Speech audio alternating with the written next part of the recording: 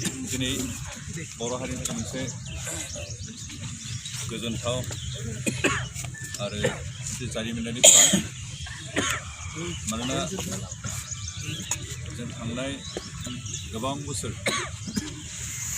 जातिनि हाफोरनि मोनथाय राजखान्थियारि मोनथाय गावनि राव हारिमुखौ फोथांना लाखिनानै मोनसे डिस्टिंक्ट आइडेन्टिटि थांना थानायनि मोनथायखौ मोननो थाखाय सोमावसारदोंमोन। बे सोमावसारनाया दिनैनिफ्राय जोबथ'सिगोन। आं जोबथ'सिगोन होनदों जिहेतु दिनै जे सुक्ति खालामनो ओंखारदों बेयो जिहेतु जों लुबैनाय माखौ मोनजोबनो हायाखै आरो बेखौ मोनजोबनो थाखाय जों नांफिननांगोन। बेनिखायनो जोंनि आथिखालनि जे सोमावसारनाय बे दसेनि थाखाय साननै सानथामनि थाखाय जोबथ'सिगोन। बेनिखायनो जोंहा दिनै सुक्तिनि गेजेरजों जिफोर मोनथाय मोनगोन बेखौ इमप्लिमेन्ट खालामनायनि बाथ्रा दं। कारण सुक्ति खालामनाय गोरलै, सुक्ति खालामनाय जिखिनि मोनथाय मोनदों बेखौ इमप्लिमेन्ट खालामनायासो गोब्राब बाथ्रा। दा बेखौ इमप्लिमेन्ट खालामनो थाखाय जों गासैबो बर' रायजो राजा, बर'नि गोरों गोरा, बर'नि मेलेमजिबिफोर, बर'नि गासै गौथुमफोर ज' जानानै बेखौ मावफुंनो नाजानांगोन।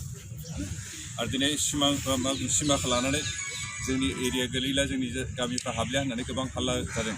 जों बेखौ स्पेसियेलि आनडिभाइडेड सिटि सनितपुर बेखिनि एरियानि रायजोफोरखौ बेखौनो खावलायनो सानदों जे जों सरकारजों दासिमबो सावरायबाय थादों। सरकार बेखौ आसाम गभर्नमेन्टनिफ्राय मोनसे एसुरेन्स होदों जे गहपुरहालागै बे जानाय खाथां।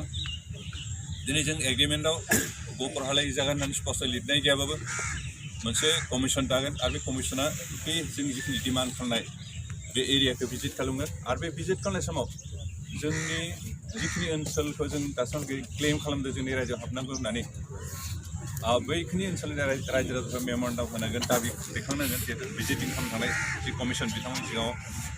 आरो जोंनि मेम'रेन्डाम ओरैबायदि माबायाव दा जिथु एग्रिमेन्टखौ स्पष्ट लिरनाय दंखायो जे बे कमिसना मपेन ग्रुपआ अरिजिनेलि जिखिनि ओनसोलखौ क्लेम खालामदों बेखिनिखौ भिजिट खालामनानै मोनसे रिपर्ट दाखिल खालामो आरो बे उइदिन 6 मान्थ।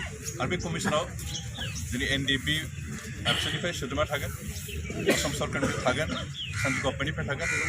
आरो बेवहाय बेनिखायनो जोंनि जिहेतु मुभमेन्ट ग्रुपआनो बे मेम्बार हिसाबै थागोन।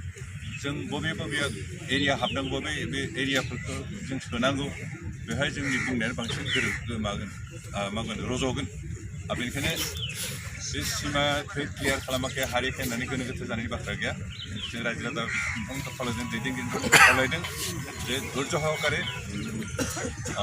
बेखौ लामा नायनांगोन आरो जों फोथायनांगोन। जिहेतु जों जि एसुरेन्सखौ सरकारनिफ्राय मोनदों बेयो जास्ट भुवा एसुरेन्स नङा, बे प्रेक्टिकेल एसुरेन्स सिनसियारलि जोंनि एसुरेन्स होदों। बेनिखायनो जों गासैबो गोजोनलायदों। आं लास्टआव बेखौनो खावलायदों जे जोंहा जिहेतु स्ट्रागोला जोबाखै, मुभमेन्टआ जोंहा सोलिबाय थागोन। जिहेतु जों जिखौ लुगैदों आलादा रायजो बेखौ मोनागौमानि जों जिरायनानै थानाय बाथ्रा गैया। दिनै जों बेखौनो दसे साननैसो बे जिखिनि बेबस्था मोनगोन बेखौ जों बिनि गेजेरजों जातिखौ रांखान्थि बिथिङाव, राजखान्थि बिथिङाव, सोलोंथाइ बिथिङाव आरो गुबुन गुबुन बिथिङाव जों दावगाहोनायनि गेजेरजों जोंनि मुभमेन्टखौ जों पलिटिकेल लांबाय थानो आरो बेनिफ्राय जों साफ्रोमबो प्रस्टुत जाना थानो बेखौनो खावलायनानै नोंथांमोन गासैखौबो साबायखर बावो। गोजोन्थों।